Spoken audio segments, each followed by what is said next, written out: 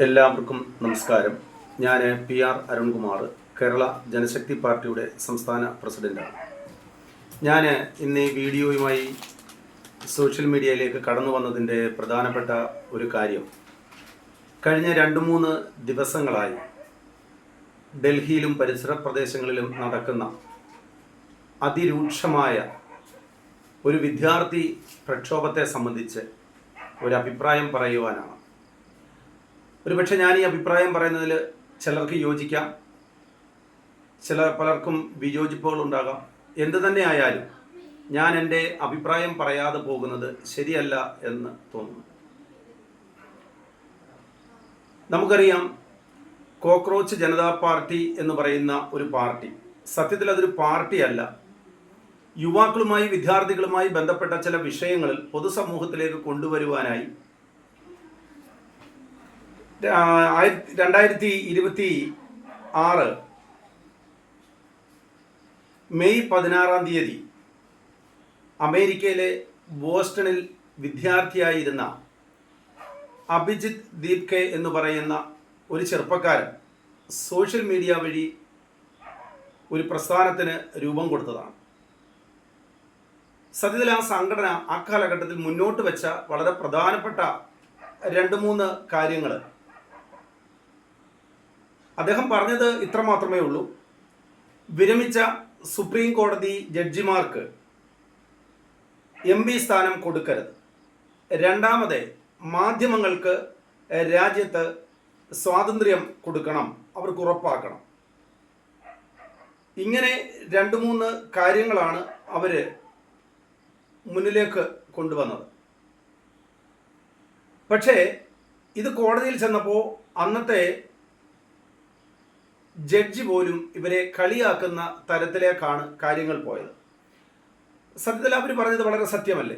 ഈ സുപ്രീം കോടതിയിൽ നിന്ന് ജഡ്ജിമാരായി വിരമിക്കുന്നവർ നിലവിൽ ഭരിക്കുന്ന പാർട്ടിക്ക് ഫേവറായിട്ട് വിധികൾ പ്രഖ്യാപിക്കുകയും വിവാദ വിധികൾ ഉയർത്തിക്കൊണ്ടുവരികയും ഒക്കെ ചെയ്ത് ഭരണവർഗത്തെ താങ്ങി നിർത്തുന്ന ജഡ്ജിമാർ സുപ്രീം കോടതി റിട്ടയർഡ് ആകുമ്പോൾ അവരെ കൃത്യമായ ഒരു സ്ഥാനത്ത് കൊണ്ടുവെക്കുകയാണ്. അതായത് ജനപ്രതിനിധികൾ ഇരിക്കുന്ന ആ ഒരു പൊതുപ്രവർത്തകർ ഇരിക്കുന്ന ആ വലിയ മഹനീയമായ സ്ഥാനത്തേക്ക് ഈ ജഡ്ജിമാരെ അവർക്ക് കയറ്റിക്കൊണ്ടിരുത്തുന്ന ഒരു നടപടിയാണ് നമ്മളിവിടെ കാണുന്നത്. സത്യത്തിൽ അദ്ദേഹം വളരെ കൃത്യമായി ആ ഒരു വിഷയത്തെയാണ് ഒന്ന് എതിർത്തത്. 2, നമ്മൾ നേരത്തെ പറഞ്ഞിരുന്നു, പത്രപ്രവർത്തനത്തിന് കൃത്യമായി സ്വാതന്ത്ര്യം കൊടുക്കണം. നമുക്കറിയാം, ഈ രാജ്യത്ത് നടക്കുന്ന അക്രമങ്ങളും പൊതു വിഷയങ്ങളുമൊക്കെ പൊതുസമൂഹത്തിൽ ഉയർത്തിക്കൊണ്ടുവരുന്നത് പത്രമാധ്യമങ്ങൾക്ക് വലിയ പങ്കാണ്. ഈ രാജ്യത്തിൻ്റെ പല നടക്കരുതാത്ത കാര്യങ്ങളും പൊതുസമൂഹത്തിലേക്ക് ചർച്ചയ്ക്ക് കൊണ്ടുവരുന്നതും ഈ പത്രമാധ്യമങ്ങളാണ്. അതിനകത്ത് ചെറിയ ചില കുരുക്കുകൾ ഉണ്ടെന്ന് ഒഴിച്ചു നിർത്തിയാൽ ബാക്കി ബഹുഭൂരിപക്ഷവും ഈ രാജ്യത്തിന് വേണ്ടി, ഈ രാജ്യത്തിൻ്റെ അഭിവൃദ്ധിക്ക് വേണ്ടി പത്രപ്രവർത്തനം നടത്തുന്നവരാണ്. അപ്പോൾ അതിലവർ തുടങ്ങി. അതിനുശേഷം അവർ രണ്ടാമത് പൊതുസമൂഹത്തിൽ ഉയർത്തിക്കൊണ്ടുവന്ന വലിയൊരു വിഷയം നമ്മുടെ രാജ്യം ഇന്ന് നേരിടുന്ന വലിയൊരു വിപത്തിലേക്കാണ്. നമുക്കറിയാം, നീറ്റ് ഉൾപ്പെടെയുള്ള പരീക്ഷകൾ സത്യത്തിൽ ഈ കഴിഞ്ഞ 10 വർഷത്തിനുള്ളിൽ 152 പരീക്ഷകളുടെ ചോദ്യപേപ്പറുകളാണ് ചോർന്നത്. ഈ ചോർന്നത് മൊത്തം കൃത്യമായി ഇവിടെ ഭരിക്കുന്ന പാർട്ടിയുടെ നേതാക്കന്മാരാണ് അതിൻ്റെ ഒക്കെ ഒളിഞ്ഞും തെളിഞ്ഞും പിന്നിലുള്ള. ഈ 152 പരീക്ഷാ ചോദ്യപേപ്പറുകൾ ചോർന്നിട്ടും അതിനെതിരെ ഒരു നടപടി എടുക്കുവാനോ ഉത്തരവാദിത്തപ്പെട്ടവരെ നിയമത്തിൻ്റെ മുന്നിൽ കൊണ്ടുവന്ന് ശിക്ഷ വാങ്ങിച്ചു കൊടുക്കുവാനോ നാളെ ഇവിടുത്തെ യുവതലമുറയെ, വിദ്യാർത്ഥികളെ, കഷ്ടപ്പെട്ട് രാപകൽ പഠിച്ച് 1ാം സ്ഥാനത്ത് വരേണ്ട വിദ്യാർത്ഥികൾക്ക് അവരെ പരാജയപ്പെടുത്തി പുറം വാതിലിലൂടെ അവിടെ 1ാം സ്ഥാനം കരസ്ഥമാക്കുന്ന തരത്തിലേക്ക് ഈ ചോദ്യപേപ്പർ ചോർത്തി കൊടുക്കുന്നു. ഭരിക്കുന്നവർ അതിനു നേരെ കണ്ണടച്ച് ഇരുട്ടാക്കുന്ന ഒരു നടപടിയും രീതിയുമാണ് നമ്മുടെ രാജ്യത്ത് വരുന്നത്. അപ്പോൾ അവരാദ്യം ചെയ്തത് അതിനെതിരെ പ്രക്ഷോഭമുണ്ടാക്കി. അവരാവശ്യപ്പെട്ടത് ഇത്രയേ ഉള്ളൂ. നമുക്കറിയാം, കഴിഞ്ഞ കാലങ്ങളിലൊക്കെ ഇവിടെ ഭരിച്ചവർ ഇത്തരത്തിലുള്ള കാര്യങ്ങളിൽ എവിടെയെങ്കിലും അകപ്പെട്ടു പോയാൽ അതിൻ്റെ ധാർമ്മിക ഉത്തരവാദിത്തം ഏറ്റെടുത്തുകൊണ്ട് സ്ഥാനത്ത് നിന്നും വിരമിക്കുന്ന ഒരു കാഴ്ചയാണ് നമ്മൾ കാണുന്നത്. പക്ഷെ നിർഭാഗ്യമെന്ന് പറയട്ടെ, ലക്ഷക്കണക്കിന് കുട്ടികളുടെ ഭാവി അപകടത്തിലാക്കുന്ന ഈ കഴിഞ്ഞ നീറ്റ് പരീക്ഷയുടെ ചോദ്യപേപ്പർ അവസാനമായി ചോർന്നു. ഇത് പുറത്തു വന്നിട്ട് അത് ബന്ധപ്പെട്ട ഉദ്യോഗസ്ഥരെ അന്വേഷണ വിധേയമായി മാറ്റി നിർത്താനോ അവർക്ക് ശിക്ഷ വാങ്ങിച്ചു കൊടുക്കുവാനോ അത്തരത്തിലുള്ള ഒരു ഇടപെടലുകളും നമ്മുടെ കേന്ദ്ര ഭരണക്കാരിൽ നിന്നോ അല്ലെങ്കിൽ കേന്ദ്ര വിദ്യാഭ്യാസ വകുപ്പ് കൈകാര്യം ചെയ്യുന്ന ധർമ്മേന്ദ്ര പ്രധാനെ പോലുള്ള മന്ത്രി രാജിവെച്ച് അതിൻ്റെ ഉത്തരവാദിത്തം ഏറ്റെടുക്കുവാനോ അവർ മുന്നോട്ട് വന്നില്ല. അപ്പോൾ തീർച്ചയായും ഇതിനെതിരെയാണ് ക്രോക്കോച്ച് ജനതാ പാർട്ടി എന്ന് പറയുന്ന പാർട്ടി ശക്തമായ സമരവുമായി മുന്നോട്ട് വന്നത്. അവർ സമരത്തിന് വരുന്നതിന് മുമ്പ് അവർ മുന്നേ പറഞ്ഞിരുന്നു, ഒന്ന് നമുക്കറിയേണ്ട പ്രധാനപ്പെട്ട ഒരു കാര്യം, ഈ ചെറുപ്പക്കാര്, ഈ വിദ്യാർത്ഥിനികൾ എന്ന് പറയുന്നത് നാളെ ഈ രാജ്യത്തിന്റെ സമ്പത്താണ്. നാളെ ഈ രാജ്യം അവരുടെ കൈകളിലൂടെ ഭദ്രമായി മുന്നോട്ട് പോകേണ്ടത്. നമ്മുടെ മതേതരത്വ ജനാധിപത്യ മൂല്യങ്ങൾ മുറുകെ പിടിക്കേണ്ടവരാണ്. ആ കുട്ടികളെ വഴിയാധാരമാകുന്ന തരത്തിലേക്കാണ് ഈ ചോദ്യപേപ്പർ ചോർച്ച ഉണ്ടായത്. അപ്പോൾ അവർ പറഞ്ഞു ഈ പരീക്ഷയുടെ ചോദ്യപേപ്പർ ചോർന്നതുമായി ബന്ധപ്പെട്ട് മനോവിഷമം മൂലം 20ലധികം കുട്ടികളാണ് രാജ്യത്ത് ആത്മഹത്യ ചെയ്തത്. ഒരു ഭരണവർഗത്തിന് ഈ വിഷയത്തിൽ യാതൊന്നും ചെയ്യാനില്ലേ? അതിന്റെ പ്രതിബദ്ധത ആർക്കാണ്? ഇതിന്റെ ഉത്തരവാദിത്തം? ഇത്തരത്തിൽ കാര്യങ്ങൾ വന്ന ഇതൊന്നല്ല, ആദ്യമായി നടന്ന സംഭവമാണെങ്കിൽ ഓക്കെ, ഇത് 110 വർഷത്തിനുള്ളിൽ 152ാമത്തെ ചോദ്യപേപ്പർ ചോർച്ചയാണ്. അപ്പൊ തീർച്ചയായും കേരള ജനശക്തി പാർട്ടിയുടെ പ്രസിഡന്റ് എന്ന നിലയിലും ഒരു കുട്ടിയുടെ പിതാവ് എന്ന നിലയിലും ഞാൻ ഈ വിഷയത്തെ വളരെ വൈകാരികമായിട്ടാണ് കാണുന്നത്. ഈ രാജ്യത്ത് ഇത് നടക്കാൻ പാടില്ലാത്ത കാര്യമാണ്. തീർച്ചയായും നമുക്കിപ്പോൾ 2-3 ദിവസമായി ഡൽഹിയെ വിറങ്ങലിപ്പിച്ച, അക്ഷരാർത്ഥത്തിൽ ഞെട്ടിച്ച, സത്യത്തിൽ അത് തുടങ്ങുമ്പോൾ ഒരു പാർട്ടി സപ്പോർട്ടും ഇല്ലാതെ ഇതിന്റെ ദുരന്തം അനുഭവിച്ച ആ ലക്ഷക്കണക്കിന് വരുന്ന കുട്ടികളാണ്, വിദ്യാർത്ഥിനികളാണ് അവിടെ പങ്കെടുത്തത്. സത്യത്തിൽ ഭരണവർഗം എന്താണ് അവരോട് ചെയ്ത ക്രൂരത? അവർ കയ്യും കെട്ടി ഇവിടെ അക്രമം നടത്താൻ പോയില്ല, അവർ രാജ്യത്തിന് തീവക്കാൻ പോയില്ല, ട്രെയിന് കല്ലെറിയാൻ പോയില്ല. വളരെ സമാധാനപരമായി ഡൽഹിയുടെ കേന്ദ്ര ഭാഗങ്ങളിൽ അവർ നടത്തിയ സമരം അക്ഷരാർത്ഥത്തിൽ ഡൽഹിയെ നിശ്ചലമാക്കുകയാണ് ഉണ്ടായത്. ഈ ഗവൺമെന്റ് എന്താണ് ചെയ്തത്? അവരുമായി മാന്യമായ ഒരു ചർച്ച അവരാവശ്യപ്പെട്ട് ഞാൻ വീണ്ടും ഒന്നുകൂടെ ആവർത്തിക്കുന്നു. ഒന്ന്, കേന്ദ്രമന്ത്രി ഇതിന്റെ ധാർമ്മിക ഉത്തരവാദിത്തം എടുത്ത് രാജിവെക്കണം. 2, 20ലധികം കുട്ടികൾ മരിക്കുകയുണ്ടായി, ആത്മഹത്യ ചെയ്തു.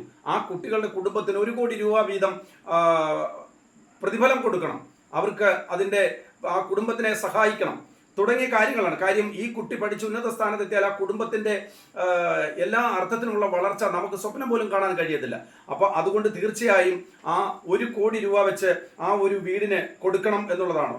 അതുപോലെ തന്നെ അവർ മൂന്നാമത് ഈ സമരത്തിൽ മുന്നോട്ട് വെച്ചത് പരീക്ഷാ നടത്തിപ്പിലെ കാര്യക്ഷമത കൃത്യമായി, അത് വ്യവസ്ഥാപിതമായി സമഗ്രമായ പരിഷ്കാരങ്ങൾ കൊണ്ടുവന്നുകൊണ്ട് അത് നടപ്പിലാക്കണം എന്നാണ് പറഞ്ഞത്. പരീക്ഷകൾ ന്യായമല്ലേ അവർ പറഞ്ഞത്? പരീക്ഷകൾക്ക് ഇനിയും ഇത്തരത്തിലുള്ള അപകടം ഉണ്ടാകരുത്, ചോദ്യപേപ്പർ ചോർച്ച ഉണ്ടാകരുത്, മറ്റൊരു കാര്യം നടക്കും, മൂല്യനിർണ്ണയങ്ങൾ കൃത്യമായി നടക്കണം, ഇത്തരത്തിലുള്ള കാര്യങ്ങളാണ് അവർ പറഞ്ഞത്. അപ്പൊ തീർച്ചയായും അതിനോട് യാതൊരു മര്യാദയും കാണിക്കാതല്ലേ കേന്ദ്ര ഗവൺമെന്റ് ഈ കഴിഞ്ഞ 2-3 ദിവസങ്ങളിലായി ഡൽഹിയില് ഇവര് കാട്ടിക്കൂട്ടുന്ന അക്രമം. സത്യത്തിൽ ശത്രു രാജ്യത്തോടെ യുദ്ധമുണ്ടാകുമ്പോൾ കാണിക്കുന്ന അതേ തരത്തിലുള്ള ഒരു യുദ്ധമുറയല്ലേ ഈ ചെറുപ്പക്കാർക്കിടയിൽ?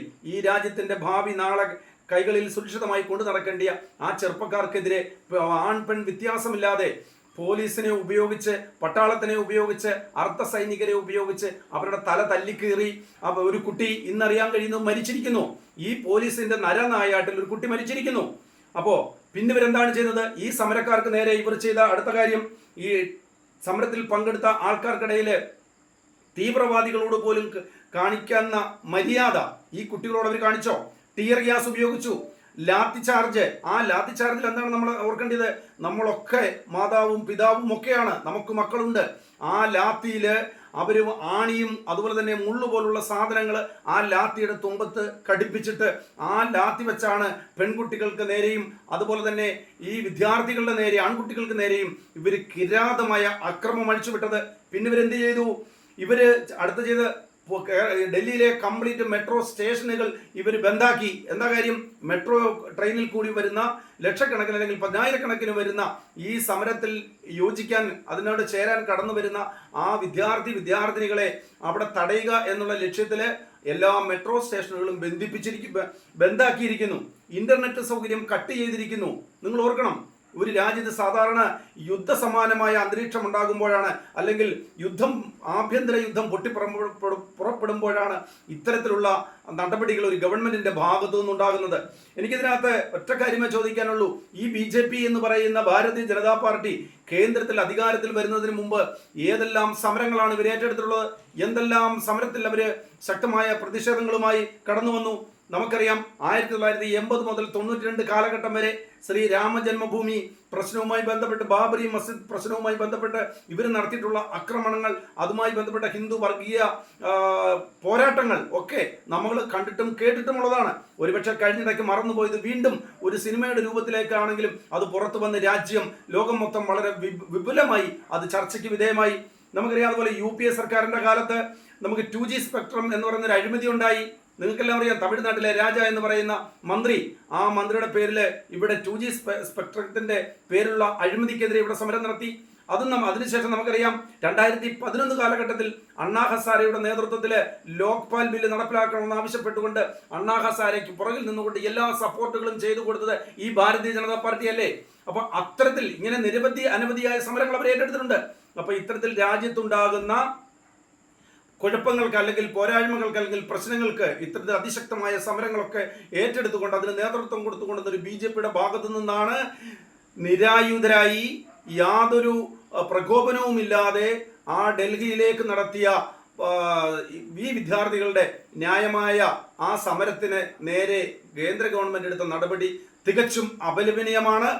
അതൊരു തരത്തിലും നടക്കാൻ പാടില്ലാത്തതായിരുന്നു എന്ന് തീർച്ചയായിട്ടും പറയാൻ ആഗ്രഹിക്കുകയാണ്.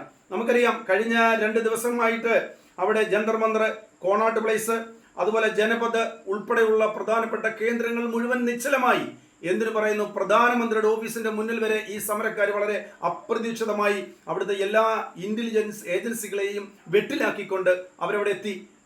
രാജ്യതലസ്ഥാനം സ്തംഭിച്ചു. ഇതാരാണ് ഇതിന് കാരണം? ഇനിയും അവിടെ ആക്ടിവിസ്റ്റും അതുപോലെ തന്നെ സാമൂഹിക പ്രവർത്തകനുമായിരുന്ന സോനം വാങ്ചുക് എന്ന് പറയുന്ന ആള്, അദ്ദേഹത്തെ വളരെ സാധാരണ ജോലി സമയത്ത് പോലീസുകാർ ഉപയോഗിക്കുന്ന, പട്ടാളം ഉപയോഗിക്കുന്ന ഡ്രസ്സ് പോലും മാറ്റിവെച്ച് സാധാരണ ആൾക്കാരെ പോലെ ഡോക്ടർമാരാണെന്ന് വ്യാജേന ആ സമരപ്പന്തലിലേക്ക് എത്തുകയും അദ്ദേഹത്തെ അറസ്റ്റ് ചെയ്തുകൊണ്ട് ഹോസ്പിറ്റലിലേക്ക് പോവുകയും ചെയ്ത നടപടികൾ എത്ര ഹീനമാണ്, എത്ര ഹീനമാണിത് പറയാതിരിക്കാൻ കഴിയത്തില്ല. ഈ രാജ്യത്തിന്റെ ജനാധിപത്യത്തിന്റെ പോക്ക് എങ്ങോട്ടാണ് പ്രിയപ്പെട്ടവരെ? തീർച്ചയായും നമുക്കിതൊരു തരത്തിലും അനുവദിക്കാൻ കഴിയത്തില്ല. അതുകൊണ്ട് നമുക്ക് എല്ലാവരും ഈ ഒരു വിഷയത്തെ ആത്മാർത്ഥമായി, നമുക്ക് രാഷ്ട്രീയ വ്യത്യാസമില്ലാതെ നമുക്കിതിനെതിരെ ശക്തമായ പ്രതിഷേധം ഉയർത്തേണ്ടത് ഈ കാലഘട്ടത്തിൽ ആവശ്യമാണ്. ഒരുപക്ഷെ ഈ സമരം നടത്തി എന്ന് പറഞ്ഞുകൊണ്ട് സമരം നടത്തുന്നവരോടെ ഇവർക്ക് ആർക്കും തന്നെ വ്യക്തിപരമായ യോജിപ്പോ കാര്യങ്ങളോ ഒന്നും തന്നെ ഇല്ലായിരിക്കാം. പക്ഷേ ഈ സമരങ്ങൾക്ക് നേതൃത്വം കൊടുക്കുന്നവരാരായാലും അവരും മനുഷ്യരാണ്. അവർ സാമൂഹിക നീതിക്ക് വേണ്ടിയാണ്. തീർച്ചയായും അവർക്കെതിരെയുള്ള നടപടി പിൻവലിച്ചുകൊണ്ട് ഈ പുതുതലമുറയ്ക്ക് വേണ്ടി വളർന്നു വരുന്ന ഈ കുട്ടികൾക്ക്, ഈ രാജ്യത്തിന്റെ സമ്പത്തിന്, അവരോട് സമ്പത്തായി മാറേണ്ട ഈ ചെറുപ്പക്കാര്, ഈ വിദ്യാർത്ഥികൾ, ഈ യുവാക്കള് ഇവരോട് മാപ്പ് പറഞ്ഞുകൊണ്ട് ഈ നടപടികളിൽ നിന്നും പിൻവലിയണം എന്നാണ് വളരെ ഏറെ ബഹുമാനത്തോടുകൂടി ഞങ്ങൾക്ക് കേന്ദ്ര ഗവൺമെന്റിനോട് ആവശ്യപ്പെടാനുള്ളത്. ഇതിന് ഉത്തരവാദിത്തപ്പെട്ട കേന്ദ്ര വിദ്യാഭ്യാസ മന്ത്രി നമ്മുടെ ധർമ്മേന്ദ്ര പ്രധാൻ രാജിവെച്ച് തന്നെ പോകണം. അതിന് അദ്ദേഹത്തിന് RSSന്റെ ഒക്കെ വലിയ RSSന്റെ ഒക്കെ വലിയ സപ്പോർട്ടുണ്ട്. അദ്ദേഹം RSSൽ കൂടി വളർന്നു വന്ന ഒരു നേതാവാണ്.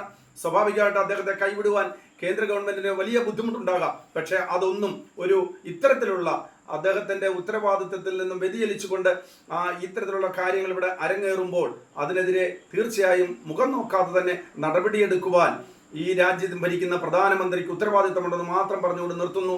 നന്ദി, നമസ്കാരം.